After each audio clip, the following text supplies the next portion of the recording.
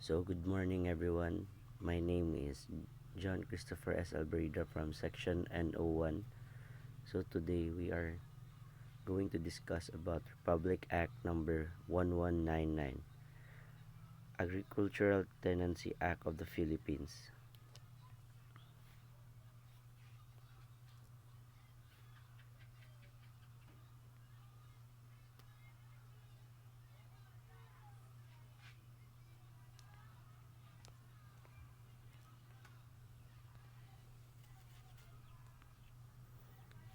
So, agricultural tenancy is the physical possession by a person of land devoted to agricultural belonging or illegal possessed by another for production through the labor of the former and the members of his immediate farm household, in consideration of which the farmer agrees to share the harvest with later, to pay a price of a certain ascertainable or produce or money or both. Systems of agriculture tenancy. Shared tenancy exists whenever two persons agree on a joint undertaking for agricultural production wherein one party furnishes the land and the other his labor, with both contributing and one of the several items of production. The tenant cultivating the land personally with the aid of a labor available for members of his immediate farm household, and the produce to be divided between the two landholder and the tenant with a proportion to their respective contribution. So, the leasehold tenancy exists when a person who personally or with the aid of labor available for members of his immediate farm household undertakes to cultivate a piece of agricultural land susceptible of cultivation by a single person.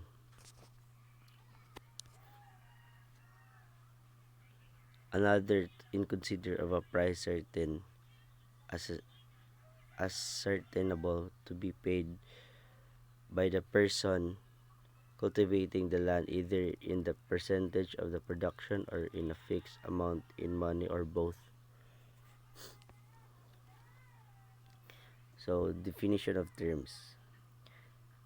Fair rental value is an amount of money not in excess of allowable depreciation plus 6% interest per annum on the investment computed at its market value, provided, however, that the fair rental value for the work animal or animal and farm implements required to produce the crop shall not exceed 5% of the gross harvest for the animal or animal 5%, and provide for further that whenever a tractor or power and the necessary implements are utilized interchangeably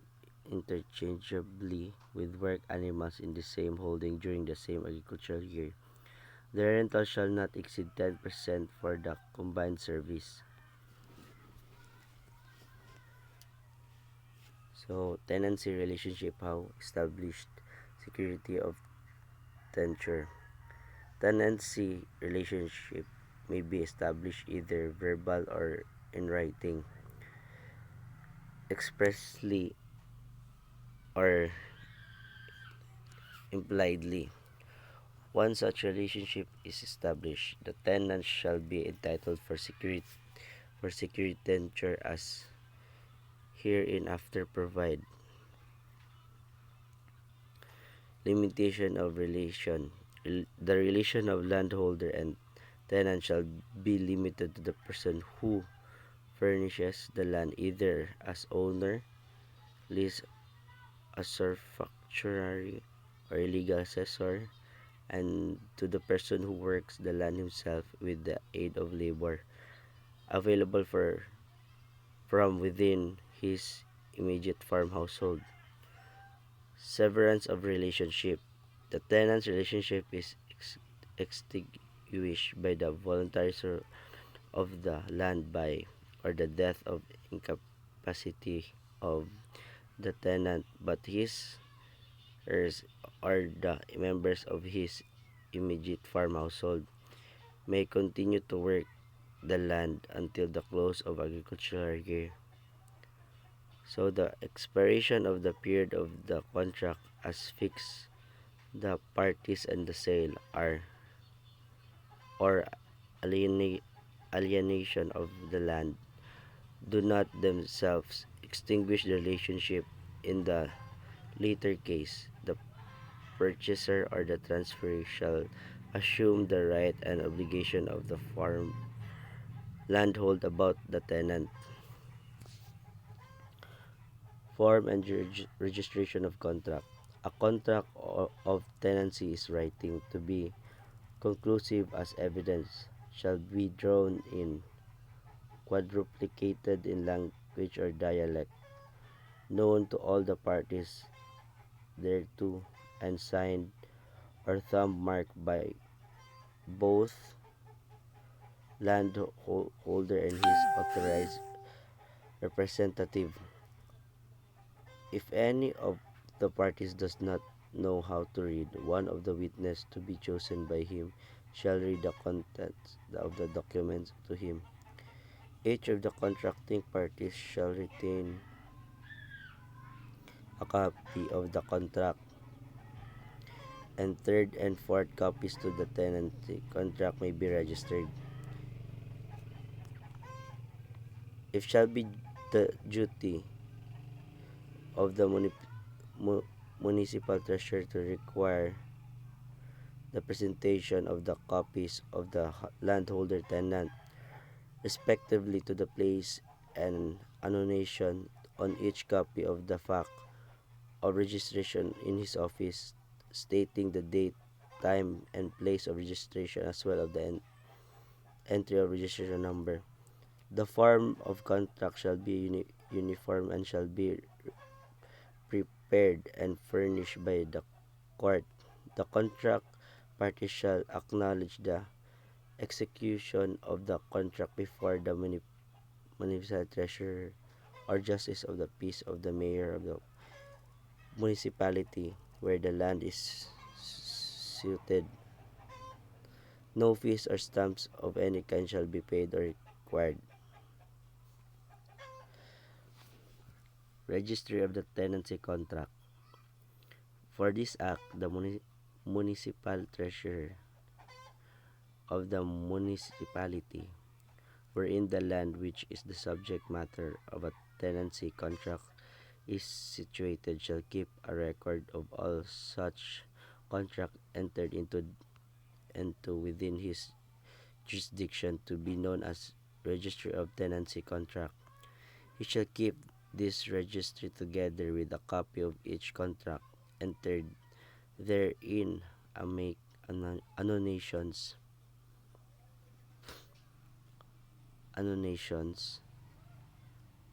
on a said registry of all subsequent acts relative to each contract, such as renewal, novation, cancellation, etc., provided that municipal treasurer shall not charge any fees for the revision of said contract of any subsequent act relative thereto, none of which shall be subject to the documentary stamp tax.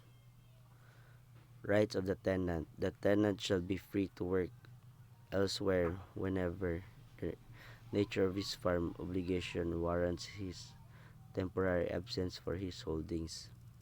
The tenant shall, aside from his labor, have the right to provide any of the contribution for production whenever he can do so adequately and on time.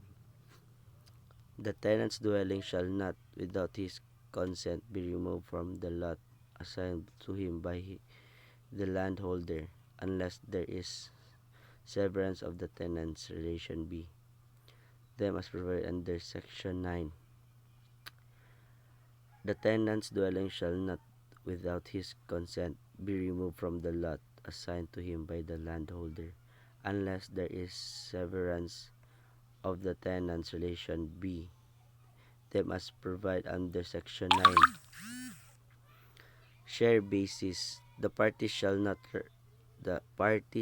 on rice lands produce a normal average of more than 40 kavans per hectare for a 3 agricultural year. Next, preceding proceeding to the current harvest, receive a share in the gross produce after setting aside the same amount of pala used as seed and after deducting the cost of fertilizer, pest and control, reaping and threshing, the amount corresponding to the total equivalent of their contribution computed as follows. So, contribution, participation, 30% for the labor, 30% for the land, farm animals, 5%, final harrowing of the field immediate before transplanting, 5%, farm implements, 5%, transplanting, 25%. So, that's all. Thank you.